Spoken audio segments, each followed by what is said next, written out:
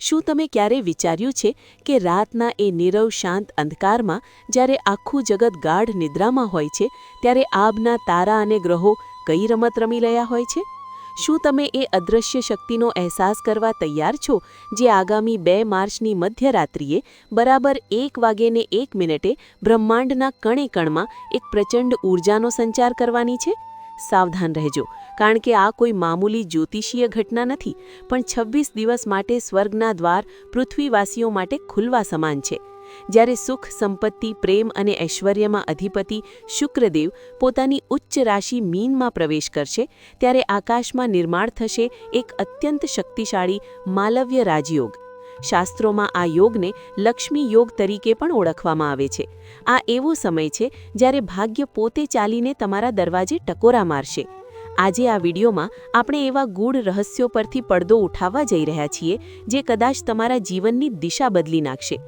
આ સફરના અંતે હું તમને એક એવો ગુપ્ત મંત્ર અને એક ચોક્કસ ક્રિયા બતાવીશ જે તમારા જીવનમાં આ રાજયોગના પ્રભાવને 100 ગણો વધારી દે છે. એટલે એક પણ ક્ષણ ગુમાવ્યા વગર આ વિડીયોને અંત સુધી જોજો, કારણ કે બ્રહ્માંડના સંકેતો વારંવાર નથી મળતા. જ્યોતિષ શાસ્ત્રની એ પ્રાચીન ગલીઓમાં જ્યાં ઋષિઓએ ગ્રહોની ભાષા ઉકેલી હતી, ત્યાં શુક્રને ભૃગુનંદન અને દૈત્ય ગુરુ કહેવામાં આવે છે. શુક્ર એટલે માત્ર ભૌતિક સંપત્તિ નહીં, પણ એ દરેક સુખ જે તમે તમારી પંચેન્દ્રિયથી માણી શકો છો. જ્યારે શુક્ર પોતાની ઉચ્ચ રાશિ મીનમાં બિરાજમાન થાય છે ત્યારે તે અત્યંત બળવાન બને છે. મીન એ જળ તત્વની અનંત અને મોક્ષની રાશિ છે. વિચારો, જ્યારે ભૌતિક સુખનો કારક શુક્ર આ અફાટ જળ રાશિમાં ભળે છે ત્યારે સમૃદ્ધિના મોજા કેવા ઉછળતા હશે. માલવ્ય રાજયોગ એટલે માં લક્ષ્મીનો એવો વરદાન કે જે વ્યક્તિને ગરીબીના ખપ્પરમાંથી બહાર કાઢીને વૈભવના સિંહાસન પર બેસાડી શકે છે. અત્યારે શુક્ર કુંભ રાશિમાં શનિની કડક નજર હેઠળ છે, જેને કારણે કદાચ તમે મહેનત તો કરી રહ્યા છો, પણ પરિણામ રેતીની જેમ હાથમાંથી સરી જાય છે. પણ 2 માર્ચની એ રાત પછી બધું જ પલટાઈ જશે. ખાસ કરીને મેષ, મિથુન અને કર્ક રાશિના જાતકો માટે તો જાણે કુબેરનો ગુપ્ત ખજાનો ખુલવા જઈ રહ્યો છે. મેષ રાશિના જાતકો, અત્યાર સુધીનો તમારો સંઘર્ષ હવે અંતિમ તબક્કામાં છે. તમે જે માનસિક બોજ અને આર્થિક ચિંતાઓમાં ઘેરાયેલા હતા તે હવે ધુમ્મસની જેમ વિખરાઈ જશે. શુક્ર તમારી રાશિમાં અટકેલા નાણાંના માર્ગ ખોલશે. જે લોકો પ્રોપર્ટી, કન્સ્ટ્રક્શન કે ફાઇનાન્સના કામ સાથે જોડાયેલા છે તેમને અકલ્પનીય લાભ થશે. તમારી અંદર એક એવું તેજ જાગશે કે તમારા શત્રુઓ પણ તમારી સલાહ લેતા થઈ જશે. ઓફિસમાં તમારી મહેનતની જે અવગણના થતી હતી તેનું વળતર હવે પ્રમોશન અને સન્માનના રૂપમાં મળશે. પણ મેષ રાશિના મિત્રોએ એક વાતનું ખાસ ધ્યાન રાખવું પડશે કે આ સમયમાં ઉતાવળીયો નિર્ણય ન લેવો. તમારો ભાગ્યોદય નિશ્ચિત છે, બસ ધૈર્ય રાખજો. તમારે દર શુક્રવારે વહેલી સવારે સ્નાન કરી સફેદ વસ્ત્રો પહેરવા જોઈએ અને માં લક્ષ્મીને કમળનું ફૂલ અર્પણ કરવું જોઈએ. આ નાનકડો ઉપાય તમારી ઊર્જાને શુક્રની ઊર્જા સાથે જોડી દેશે. મિથુન રાશિ માટે આ સમયગાળો કોઈ રહસ્યમય ચમત્કારથી ઓછો નથી. તમારી બુદ્ધિ અને વાણીમાં એક અજીબ વશીકરણ આવશે.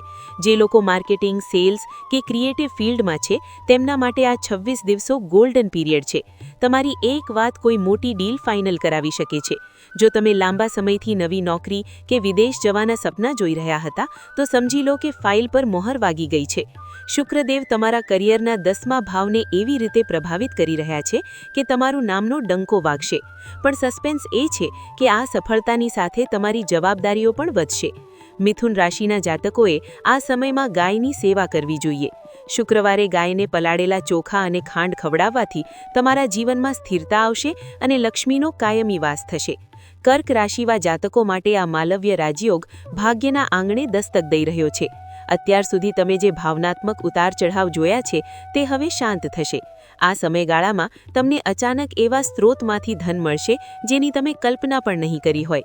જૂની કોર્ટ કચેરીના કેસ કે પૈતૃક સંપત્તિના વિવાદો તમારા પક્ષમાં આવી શકે છે. જે લોકો એકલા છે તેમના જીવનમાં કોઈ ખાસ વ્યક્તિનો પ્રવેશ થઈ શકે છે જે માત્ર પ્રેમ નહીં પણ સમૃદ્ધિ પણ લાવશે. કર્ક રાશિના જાતકોએ આ સમયમાં પોતાની માતા કે ઘરની વડીલ સ્ત્રીઓના આશીર્વાદ લેવાનું ભૂલવું નહીં. શુક્રવારે કોઈ જરૂરિયાતમંદ કન્યાને દૂધ કે દહીંનું દાન કરવાથી તમારા જીવનમાં આવતા વિઘ્નો દૂર થઈ જશે. મિત્રો, આ 26 દિવસોમાં બ્રહ્માંડ આપણને અઢળક આપવા તૈયાર છે, પણ સવાલ એ છે કે શું આપણી પાસે એ ઝીલવાની ક્ષમતા છે?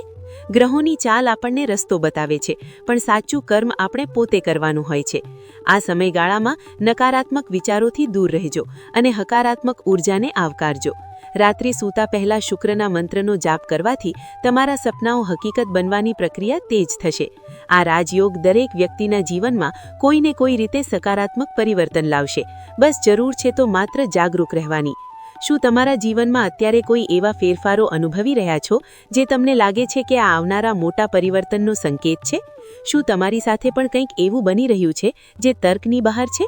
તમારી રાશિ અને તમારા ખાસ અનુભવો અમને નીચે કોમેન્ટ બોક્સમાં જરૂર જણાવજો.